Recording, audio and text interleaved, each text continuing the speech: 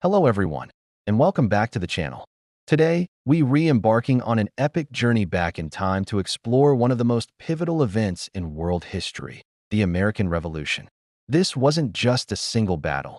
It was a decade-long struggle of ideas, sacrifices, and a relentless pursuit of liberty that forged a new nation. So grab a cup of tea, or maybe coffee, in the spirit of the revolution, and let's dive into the details.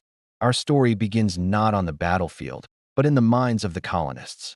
For over a century, the 13 American colonies had developed a unique identity, separate from Great Britain. They were British subjects, yes, but they were also Virginians, New Yorkers, and Pennsylvanians, with their own governments, economies, and a fierce spirit of self-reliance. This sense of independence was about to be tested. The turning point came after the 7 Years' War, known in America as the French and Indian War, which ended in 1763. Britain had won a vast new empire, but it came at a staggering cost. The British government, deep in debt, looked to the American colonies as a new source of revenue.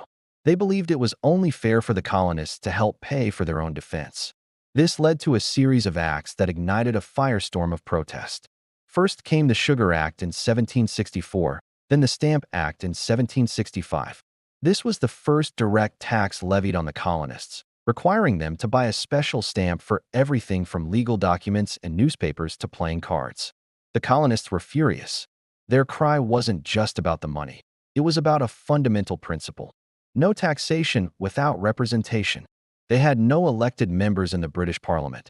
So how could Parliament tax them? Protests erupted across the colonies. Groups like the Sons of Liberty, led by figures such as Samuel Adams, organized boycotts of British goods.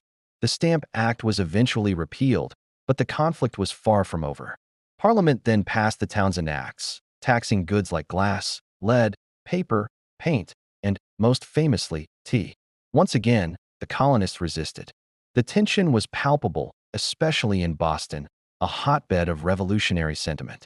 This tension exploded on March 5, 1770, in what became known as the Boston Massacre.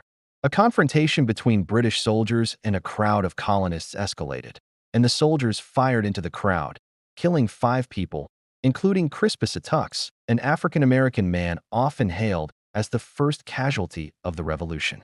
The event was immortalized in a dramatic engraving by Paul Revere, which served as powerful propaganda, painting the British as brutal tyrants.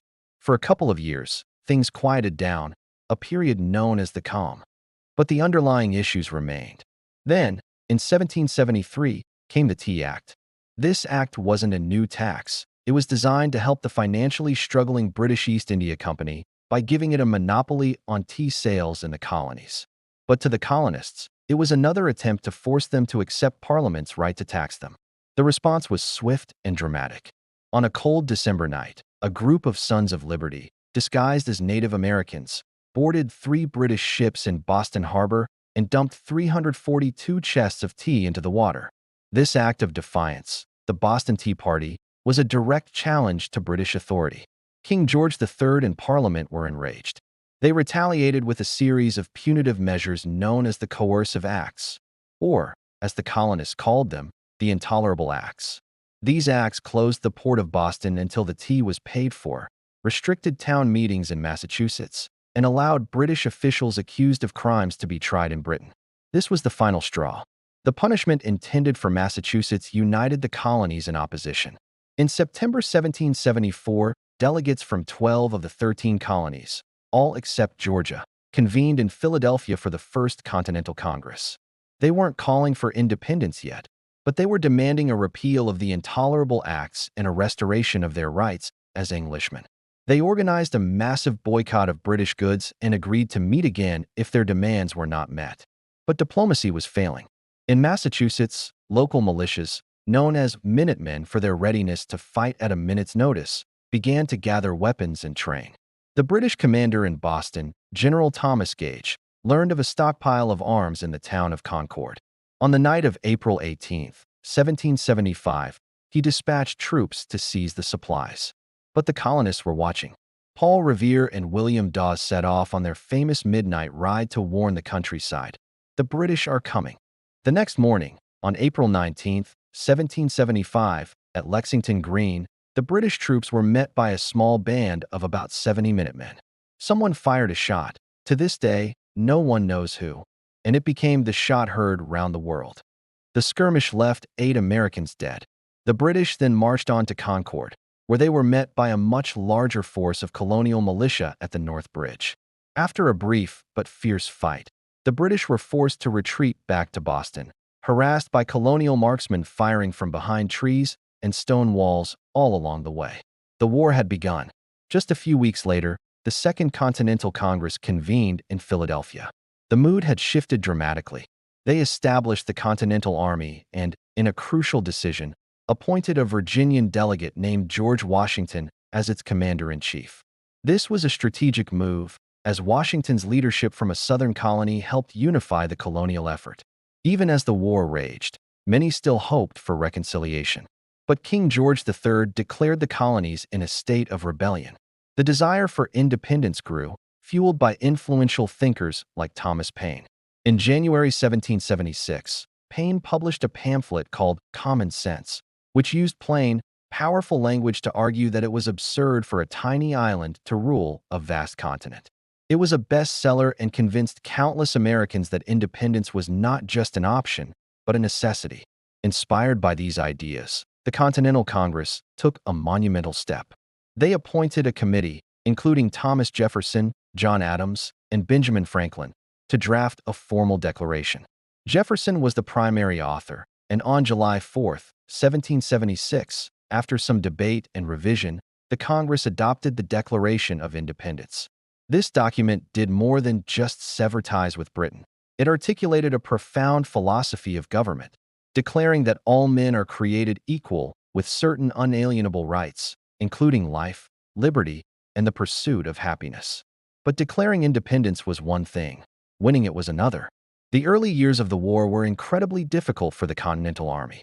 They were an army of farmers and merchants, poorly trained and equipped, facing the most powerful military force in the world. They suffered a series of defeats, losing New York City and being forced to retreat across New Jersey.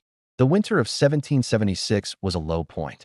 Washington's army was dwindling, morale was shattered, and the revolution seemed on the brink of collapse. Then, in a bold and desperate move, Washington led his troops across the icy Delaware River on Christmas night. They surprised and defeated a garrison of Hessian mercenaries at the Battle of Trenton. A week later, they won another victory at Princeton.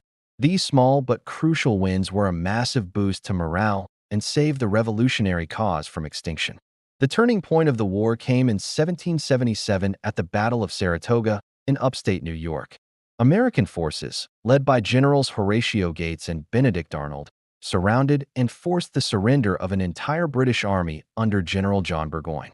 This stunning victory was monumental.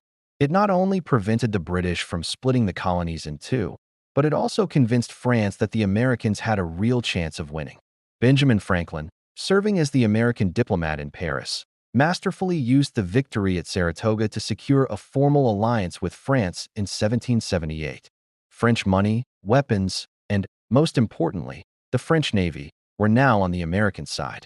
Spain and the Netherlands later joined the fight against Britain as well, turning the colonial rebellion into a global war. The war then shifted to the southern colonies, where the British hoped to find more loyalist support. The fighting in the South was brutal and often resembled a civil war, with neighbors fighting neighbors.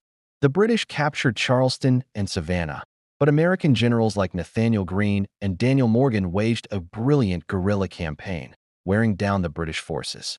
The final act of the war unfolded in 1781 at Yorktown, Virginia. The British general, Lord Cornwallis, had moved his army to the coastal town, expecting to be resupplied or evacuated by the Royal Navy. But a French fleet, commanded by Admiral de Grasse, blockaded the Chesapeake Bay, cutting off Cornwallis's escape route by sea. Simultaneously, Washington marched his combined American and French forces south from New York, trapping Cornwallis on land. Surrounded and under relentless bombardment, Cornwallis had no choice. On October 19, 1781, he surrendered his entire army. The Battle of Yorktown was the decisive blow. While some minor fighting continued, the defeat convinced the British government that the war was unwinnable. Peace negotiations began in Paris, and in 1783, the Treaty of Paris was signed. Great Britain officially recognized the independence of the United States of America. The American Revolution was a triumph against incredible odds. It was a victory won not just by generals and statesmen, but by ordinary people who sacrificed their homes, their fortunes, and their lives for an idea. The idea of a government of the people, by the people, and for the people. It was a revolution that not only created a new nation, but also inspired countless movements for freedom and democracy around the world, an echo of that shot heard round the world that continues to resonate today. Thank you so much for joining me on this deep dive into the American Revolution. If you found this journey through history as fascinating as I do, please hit that like button and don't forget to subscribe and turn on notifications so you won't miss our next adventure. Let me know in the comments which part of the revolution you find most compelling. Thanks for watching, and I'll see you in the next video.